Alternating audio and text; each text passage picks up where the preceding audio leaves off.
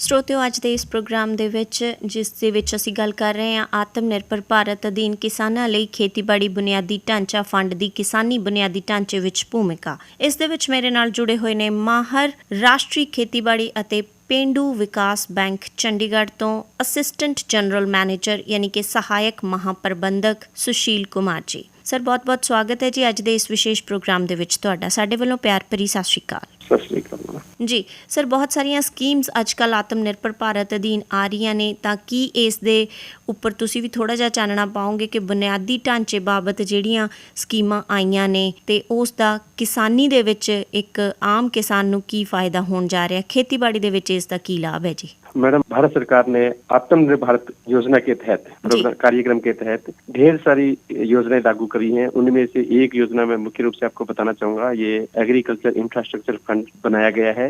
इसके तहत विभिन्न प्रकार के जो इंफ्रास्ट्रक्चर हैं वो विकास किए जाने हैं और जो कि 1 लाख करोड़ का फंड है और जो कि 4 सालों के दौरान इम्प्लीमेंट होना है। इस साल जो कि 2020-21 में 10,000 करोड़ का है, अगले 3 सालों में 30,000 करोड़ रुपए का है और उसमें पोस्ट हार्वेस्ट मैनेजमेंट के प्रोजेक्ट्स हैं और उसमें कम्युनिटी फार्मिंग एसेट्स क्रिएशन के लिए प्रोजेक्ट्स रहेंगे। तो पोस्ट हार्वेस्ट में जैसे हम बात करेंगे मैडम, इसमें सप्लाई चेन सर्विसेज हैं, गोदाम है, साइलोज हैं और अपने पैक हाउस हैं, असेइंग यूनिट्स हैं, सॉर्टिंग एंड ग्रेडिंग यूनिट्स हैं, कोल्ड स्टोरेज है, कोल्ड चेन है, ये प्राइमरी प्रोसेसिंग सेंटर हो गया, ये राइपनिंग चैम्बर हो गया। ये सारी की सारी इस तरह की सुविधाएं मैडम इस फंड के माध्यम से क्रिएट करने के लिए इसमें एफपी हो गया, पैक्स हो गई हैं, एग्रीप्रेन्योर्स हो गया है, इन सभी को ये सुविधाएं उपलब्ध होनी है ऋण के रूप में। ठीक है जी। सर ਇਹਦੇ ਵਿੱਚ ਨਬਾਰਡ ਦੀ ਕੀ ਭੂਮਿਕਾ ਰਹਿਣ ਵਾਲੀ ਹੈ? ਨਬਾਰਡ ਦੇ ਥਰੂ ਕਿਹੜੀਆਂ ਸਕੀਮਸ ਹੈ ਜਿਹੜੀਆਂ ਉਹ ਆਤਮ ਨਿਰਭਰ ਭਾਰਤ ਅਧੀਨ ਕਿਸਾਨਾਂ ਤੱਕ पहुंचदियां करोगे?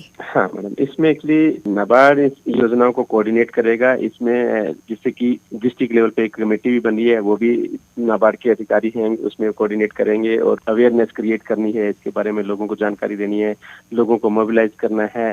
और ये जो सारे के सारे जो प्रोजेक्ट बनेंगे, एक वहाँ पे डिस्ट्रिक्ट लेवल कमेटी बनेगी, वहाँ पे सारे के सारे इनकी प्रोसेसिंग होगी और उसके बाद में इसको जो प्रक्रिया के माध्यम से स्वीकृत करवाई जाएगी एक कमेटी द्वारा वहाँ है। और इन केस ये फंड अवेलेबल करवाए जाएंगे कि बैंकों के माध्यम से होंगे ऋण के रूप में।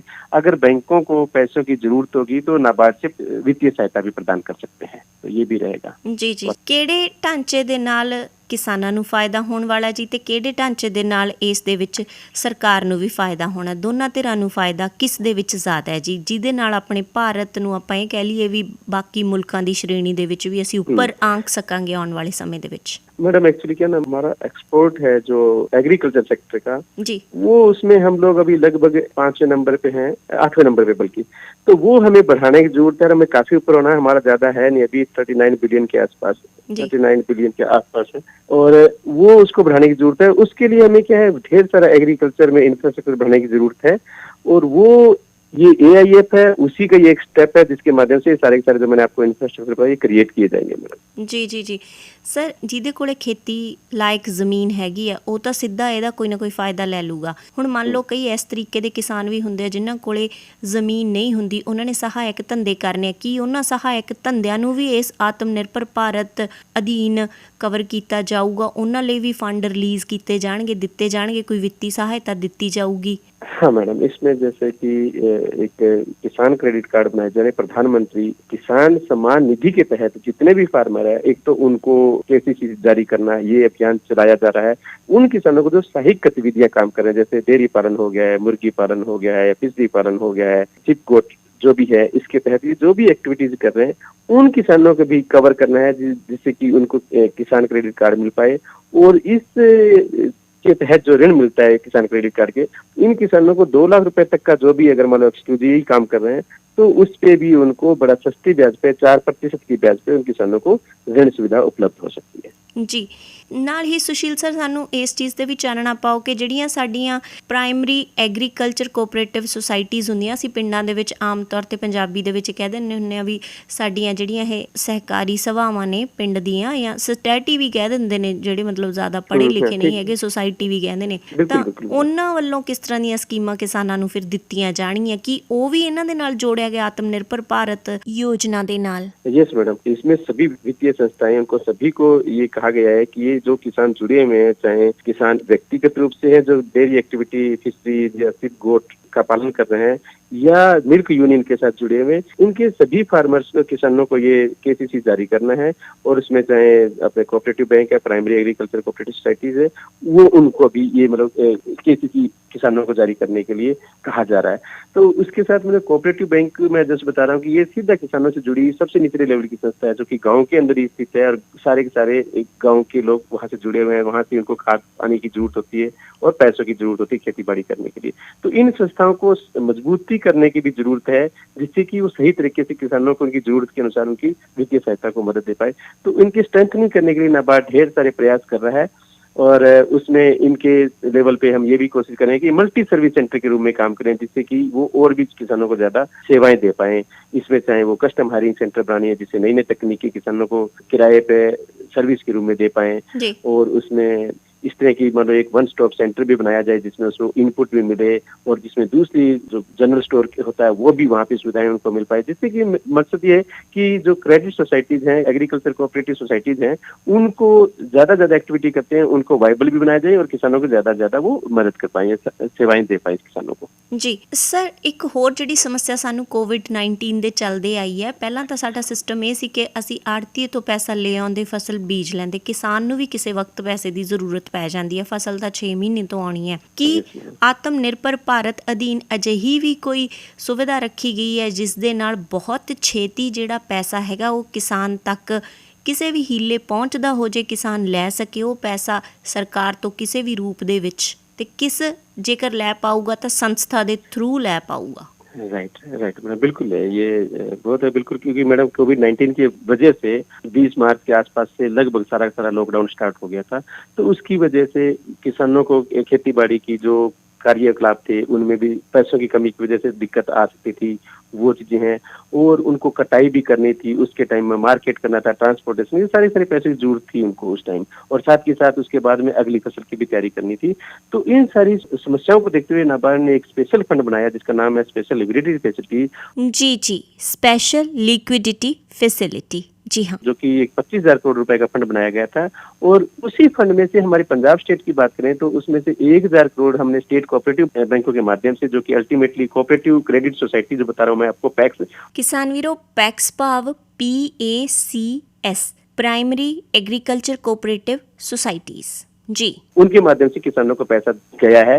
और इसी तरह पंजाब ग्रामीण बैंक की शाखाएं हैं, उनके माध्यम से 500 करोड़ रुपए किसानों को पहुंचाए गए, जिससे कि उनकी जो रबी की है वो कटाई में और उसकी मार्केटिंग में कोई दिक्कत नहीं, साथ के साथ खरीफ फसल की बुआई के लिए तैयारी करने के लिए उनको कहीं भी उसमें रुकावट नहीं है। तो इस फंड के तहत उनको ਸੁਵਿਧਾएं ਉਪਲਬਧ ਕਰਵਾਈ ਗਈ ਹੈ। ਜੀ ਸੁਸ਼ੀਲ ਜੀ, ਜੋ ਤੁਹਾਡੀ ਗੱਲਬਾਤ ਤੋਂ ਹੁਣ ਤੱਕ ਮੈਂ ਸਮਝ ਪਾਈਆਂ ਉਹ ਇਹ ਸਮਝ ਪਾਈਆਂ, ਆਤਮ ਨਿਰਭਰ ਭਾਰਤ ਅਧੀਨ ਸਰਕਾਰ ਨੇ ਇਸ ਤਰੀਕੇ ਦਾ ਫੰਡ ਰੱਖਿਆ ਜਿਹੜਾ ਸਿੱਧੇ ਅਤੇ ਅਸਿੱਧੇ ਰੂਪ ਦੇ ਵਿੱਚ ਕਿਸਾਨਾਂ ਤੱਕ ਪਹੁੰਚਦਾ ਕਰਨਾ ਹੈ। ਚਾਹੇ ਤਾਂ ਉਹ ਕਿਸਾਨ ਨੇ ਫਸਲ ਬੀਜਣੀ ਹੈ ਜਾਂ ਫਿਰ ਕਿਸਾਨ ਨੇ ਫਸਲ ਵੱਢਣ ਤੋਂ ਬਾਅਦ ਉਸ ਫਸਲ ਨੂੰ ਮਤਲਬ ਜਿਸ ਨੇ ਉਸ ਫਸਲ ਨੂੰ ਵਰਤਣਾ ਉਸ ਤੱਕ ਪਹੁੰਚਦੀ ਕਰਨੀ ਹੈ। ਤਾਂ ਇਹ ਸਾਰੇ ਸਿਸਟਮ ਦੇ ਵਿੱਚ ਹਰ ਇੱਕ ਸਟੈਪ ਦੇ ਉੱਤੇ ਖਰਚਾ ਕਰਨ ਦੇ ਲਈ ਸਰਕਾਰ ਹੈ ਜਿਹੜੀ ਉਹ ਆਤਮ ਨਿਰਭਰ ਭਾਰਤ ਯੋਜਨਾ ਇਹ ਲੈ ਕੇ ਆਈ ਹੈ। ਠੀਕ ਹੈ, ਤਾਂ ਇਹਦੇ ਵਿੱਚ ਜ਼ਮੀਨ ਵਾਲਿਆਂ ਨੂੰ ਵੀ ਫਾਇਦਾ, ਤੁਸੀਂ ਇਹ ਕਹਿਣਾ ਚਾਹੁੰਦੇ ਹੋ, ਤੇ ਨਾਲ ਸਹਾਇਕ ਧੰਦੇ ਵਾਲਿਆਂ ਨੂੰ ਵੀ ਫਾਇਦਾ, ਤੇ ਨਾਲ ਹੀ ਕੁਝ ਜਿਹੜੀਆਂ ਪਹਿਲਾਂ ਤੋਂ ਹੀ ਸਰਕਾਰ ਦੇ ਨਾਲ ਜੁੜ ਕੇ ਕਿਸਾਨ ਪੱਖੀ ਕੁਝ ਸੰਸਥਾਵਾਂ ਨੇ ਜਿਹੜੀਆਂ ਕਿਸਾਨ ਦੇ ਨਾਲ ਡੀਲਿੰਗ ਕਰਦੀਆਂ ਨੇ, ਪੈਸੇ ਦਾ ਲੈਣ ਦੇਣ ਕਰਦੀਆਂ ਨੇ, ਕੋਈ ਕਰਜ਼ ਦਿੰਦੀਆਂ ਨੇ, ਉਹਨਾਂ ਨੂੰ ਵੀ ਇਹਦੇ ਵਿੱਚ ਇਨਵੋਲਵ ਕੀਤਾ ਗਿਆ, ਜੋੜਿਆ ਗਿਆ, ਹੈ ਨਾ ਜੀ। ਇੱਕ ਵਾਰੀ ਫੇਰ ਮੈਂ ਤੁਹਾਡੀ ਹੀ ਜ਼ਬਾਨੋਂ, ਕਿਉਂਕਿ ਦੇਖੋ ਤੁਸੀਂ ਰਾਸ਼ਟਰੀ ਖੇਤੀਬਾੜੀ ਅਤੇ ਪੇਂਡੂ ਵਿਕਾਸ ਬੈਂਕ ਚੰਡੀਗੜ੍ਹ ਦੇ ਨਾਲ ਜੁੜੇ ਹੋਏ ਹੋ, ਤੁਹਾਨੂੰ ਪਤਾ ਕਿ ਕਿਸਾਨ ਥੋੜ੍ਹੀ ਸੌਖੀ ਭਾਸ਼ਾ ਦੇ ਵਿੱਚ ਗੱਲਬਾਤ ਨੂੰ ਸਮਝਦੇ ਨੇ। ਆਪਾਂ ਆਤਮ ਨਿਰਭਰ ਭਾਰਤ ਇਸੇ ਦੀ ਹੀ ਗੱਲ ਕਰਦੇ ਹੋਏ ਥੋੜ੍ਹਾ ਜਿਹਾ ਉਹਨਾਂ ਦੀ ਭਾਸ਼ਾ ਦੇ ਵਿੱਚ ਆ ਕੇ ਸਾਰੀ ਗੱਲਬਾਤ ਨੂੰ ਇੱਕ ਨਿਚੋੜ ਦੇ ਰੂਪ ਦੇ ਵਿੱਚ ਕਿਸਾਨਾਂ ਤੱਕ ਅੱਜ ਦੇ ਇਸ ਪ੍ਰੋਗਰਾਮ ਦੇ ਜ਼ਰੀਏ ਲੈ ਕੇ ਜਾਵਾਂਗੇ। ਇਸ ਬੁਨਿਆਦੀ ਢਾਂਚੇ ਦੀ ਗੱਲ ਕਰਾਂਗੇ ਜਿਹੜਾ ਕਿ ਖੇਤੀਬਾੜੀ ਬੁਨਿਆਦੀ ਢਾਂਚਾ ਫੰਡ ਹੈ, ਜੋ ਕਿ ਕਿਸਾਨੀ ਬੁਨਿਆਦੀ ਢਾਂਚੇ ਦੇ ਵਿੱਚ ਆਪਣੀ ਭੂਮਿਕਾ ਨਿਭਾਉਣ ਜਾ ਰਿਹਾ ਹੈ ਜੀ। हाँ मैडम, तो इसमें मैं निचोड़ में यही कहूँगा कि जो ये सरकार ने एग्रीकल्चर इंफ्रास्ट्रक्चर फंड बनाया है, इसका मकसद यही है कि ग्रास रूट लेवल पे, निचले स्तर पे विभिन्न प्रकार के बुनियादी सुविधाएं उपलब्ध हो कि जिससे किसानों को उनको अपने मार्केट जो भी है प्रोड्यूस उसको मार्केट करने में सुविधा हो और उसको ज्यादा दूर भी ना जाना पड़े और उसकी वैल्यू एडिशन भी हो पाए। किसान का वैल्यू एडिशन होने पे ज्यादा रेट उसको मिल पाता है। तो ये मकसद ये है कि अल्टीमेटली कि प्रिजर्वेशन भी हो, वैल्यू एडिशन भी हो और सारी की सारी सुविधाएं क्रिएट हो जिससे कि उसकी आमदनी भी बढ़े और साथ के साथ हमारा कहीं न कहीं अल्टीमेटली एक्सपोर्ट की तरफ भी हम लोग बढ़े, जिस अच्छी क्वालिटी का हमारा रख रखाव हो पाए जो भी प्रोड्यूस है उसका और साथ के साथ प्रोसेसिंग हो पाए। तो ये है और उसी के लिए सारी सुविधाएं और सुविधाएं इसलिए कि कम से कम ये किसानों को सस्ता दर पे, ब्याज दर पे पैसा मिले और जिससे कि उनको उसमें वाइबल भी हो जो भी एक्टिविटी वो करें इसके माध्यम से, इस फंड के माध्यम से ਜੀ। ये है ਇੱਕ ਸੁਸ਼ੀਲ ਜੀ ਸਾਡੇ ਰਵਾਇਤੀ ਸਿਸਟਮ ਚੱਲਦੇ ਸੀਗੇ, ਉਸ ਰਵਾਇਤੀ ਸਿਸਟਮ ਨਾਲੋਂ ਜਿਹੜਾ ਆੜ੍ਹਤੀਏ ਨਾਲ ਸਾਡਾ ਸਿਸਟਮ ਚੱਲਦਾ ਹੁੰਦਾ ਸੀ ਤੇ ਮੰਡੀਆਂ ਦੇ ਵਿੱਚ ਅਸੀਂ ਆਪਣੇ ਜ਼ਿਲ੍ਹੇ ਦੇ ਵਿੱਚ ਹੀ ਫਸਲ ਲਿਜਾਂਦੇ ਹੁੰਦੇ ਸੀ, ਇਹ ਆਤਮ ਨਿਰਭਰ ਭਾਰਤ ਅਧੀਨ ਜਿਹੜੇ ਨਵੇਂ ਢਾਂਚੇ ਵਾਸਤੇ ਫੰਡ ਰਿਲੀਜ਼ ਹੋਣੇ ਨੇ, ਕੀ ਫਰਕ ਹੈ ਫਿਰ ਇਸ ਸਾਰੀ ਚੀਜ਼ 'ਚ? ਕਿੱਥੇ ਮਤਲਬ ਕਿਸਾਨ ਇਸ ਚੀਜ਼ ਨੂੰ ਕਿਸ ਤਰੀਕੇ ਦੇ ਨਾਲ ਸਮਝੇ? हाँ मैडम, यही है जैसे मैं बता रहा हूँ, एक तो इन्हीं मंडियों को जो मैंने जिक्र किया है कि जो APMC मार्केट है 585 उनको मॉडर्नाइज करना है और लगभग 10,000 रूरल हाट्स हैं उनको भी ग्रामीण एग्रीकल्चर मार्केट के रूप में प्रोड्यूस करनी है। और जो एक मैं बता रहा हूँ आपको कि किसानों को अभी तक होता है कई जगह ऐसा हो कि काफी दूर तक प्रोड्यूस लेके जाना पड़ता है जी। वो जब ये मंडियां डेवलप हो जाएंगी तो उनको दूर ले जाना नहीं पड़ेगा, नजदीक ही बेचना पड़ेगा जिससे उसके ट्रांसपोर्टेशन कॉस्ट का भी पैसा बचेगा उससे जी। तो ये भी एक इस इंफ्रास्ट्रक्चर का फायदा मिलना है इनको। तो वो एग्रीकल्चर मार्केटिंग इंफ्रास्ट्रक्चर फंड का भी एक भारत सरकार ने अलग से एक सुविधा प्रदान करी है। तो ये सारी की सारी अल्टीमेटली उन्हीं की किसानों के लिए है कि जिससे कि ये ज्यादा से ज्यादा सुविधाएं प्रदान हो पाए और साथ के साथ अभी को सरकार ने नए अमेंडमेंट्स भी किए हैं जिसमें किसान अगर उसको लगता है कि एक जगह कहीं जो फसल का है रेम्यूनेटिव प्राइस नहीं मिल रहे हैं उसको, उसकी लागत का मूल्य सही मूल्य नहीं मिल पा रहा है, तो वो कहीं भी मार्केट में अलग जगह मंडी में किसी भी स्टेट में ऑल इंडिया लेवल पे एक तरह से एक वन इंडिया वन मार्केट कर दिया है जी। तो वो वहां पे भी जाके अपना मार्केट में अदर देन APMC बाहर भी उसको मार्केट कर सकता है जिससे कि उसको ज्यादा मुनाफा हो पाए। और साथ के साथ जो मैं मंडियों की बात कर रहा हूँ उनको ई-नेम मंडियों से भी जोड़ने की कोशिश ये संस्थागत ढांचा विकसित हो रहा है जिससे कि वो फार्मर्स अपना जो भी प्रोड्यूस उसकी प्रॉपर असेसिंग करके और उस पोर्टल के माध्यम से भी ई ट्रेडिंग कर सकता है जिससे कि उसको जो भी जहाँ भी बढ़िया रेट मिले वहाँ पे वो सेल कर पाए उसके माध्यम से जी। ਤੇ ਇੱਕ ਜਿਹੜੀ ਮੇਨ ਗੱਲ ਅੱਜ ਦੇ ਵਿਸ਼ੇ ਦੇ ਵਿੱਚ ਆਈ ਹੈ, ਆਪਾਂ ਗੱਲ ਅੰਗਰੇਜ਼ੀ ਦੇ ਵਿੱਚ ਕਰਦੇ ਹਾਂ, agri infrastructure fund for farm gate farming ਦੇ ਲਈ ਹੈ ਹਨਾ। ਮਤਲਬ ਕਿ ਇੱਕ ਫਾਰਮਰ ਦੇ ਖੇਤ ਤੋਂ, ਮਤਲਬ ਇਹ ਨਹੀਂ ਕਿਹਾ ਕਿ ਮੰਡੀ ਤੋਂ, ਕਿਹਾ ਕਿ ਸਿੱਧਾ ਸਿੱਧਾ ਖੇਤ ਤੋਂ ਵੀ, ਖੇਤ ਤੋਂ ਜਿਹੜੇ ਇਹ ਫੰਡ ਚੱਲਦੇ ਨੇ ਉਹਨੂੰ ਮਿਲਦੇ ਨੇ।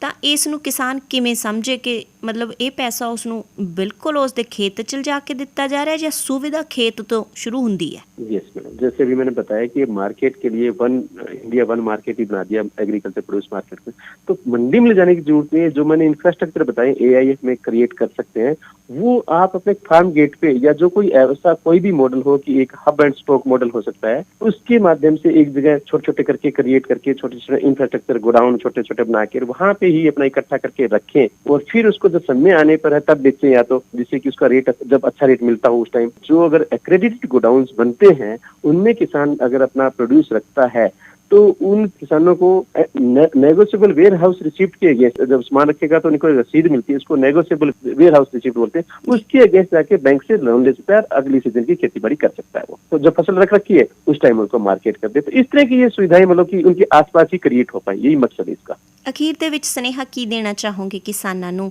ਆਤਮ ਨਿਰਭਰ ਭਾਰਤ ਨੂੰ ਲੈ ਕੇ ਜੀ? मैं यही संदेश देना चाहूंगा मैडम कि जो सरकार ने ये फंड बनाया है इसकी सुविधाओं का लाभ उठाया जाए और ज्यादा से ज्यादा इंफ्रास्ट्रक्चर क्रिएट किया जाए किसानों के नजदीक में, और जो कि वो वहाँ पे उनको ढेर सारी सुविधाएं ये किसानों को इस फंड के माध्यम से प्राप्त हो पाए जिससे कि वो वहाँ पे अपना सामान रख पाए, पोस्ट हार्वेस्ट मैनेजमेंट हो पाए उनका, और इसमें ये भी है मैडम, इसमें ऑर्गेनिक इनपुट प्रोडक्शन तक के लिए यूनिट के लिए भी है, वो चीजें भी इसमें हो सकती हैं कि जिससे कि जैविक खेती की तरफ भी बढ़ा जा सकता है उसमें।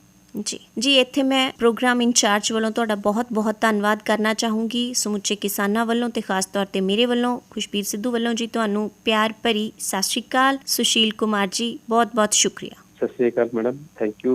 मैं उम्मीद करता हूँ कि मैं अपना संदेश दे पाया हूँ, किसानों तक पहुँचेगा संदेश। धन्यवाद। ਸਰੋਤਿਓ, ਇਹ ਸਨ ਸਹਾਇਕ ਮਹਾਪ੍ਰਬੰਧਕ ਸ਼੍ਰੀ ਸੁਸ਼ੀਲ ਕੁਮਾਰ, ਜੋ ਕਿ ਰਾਸ਼ਟਰੀ ਖੇਤੀਬਾੜੀ ਅਤੇ ਪੇਂਡੂ ਵਿਕਾਸ ਬੈਂਕ ਚੰਡੀਗੜ੍ਹ ਤੋਂ ਸਾਡੇ ਨਾਲ ਅੱਜ ਦੇ ਇਸ ਪ੍ਰੋਗਰਾਮ ਦੇ ਵਿੱਚ ਸ਼ਾਮਲ ਰਹਿ ਕੇ ਜਾਣਕਾਰੀ ਦੇ ਰਹੇ ਸਨ। ਆਤਮ ਨਿਰਭਰ ਭਾਰਤ ਅਧੀਨ ਕਿਸਾਨਾਂ ਲਈ ਖੇਤੀਬਾੜੀ ਬੁਨਿਆਦੀ ਢਾਂਚਾ ਫੰਡ ਦੀ ਕਿਸਾਨੀ ਬੁਨਿਆਦੀ ਢਾਂਚੇ ਵਿੱਚ ਭੂਮਿਕਾ ਦੇ ਸਬੰਧ ਦੇ ਵਿੱਚ। ਇਸੇ ਦੇ ਨਾਲ ਮੈਨੂੰ ਖੁਸ਼ਬੀਰ ਸਿੱਧੂ ਨੂੰ ਅੱਜ ਦਾ ਇਹ ਪ੍ਰੋਗਰਾਮ ਇੱਥੇ ਹੀ ਖਤਮ ਕਰਨ ਦੀ ਤੁਸੀਂ ਵੀ ਦਿਓ ਇਜਾਜ਼ਤ। ਧੰਨਵਾਦ। ਸਤਿ ਸ਼੍ਰੀ ਅਕਾਲ।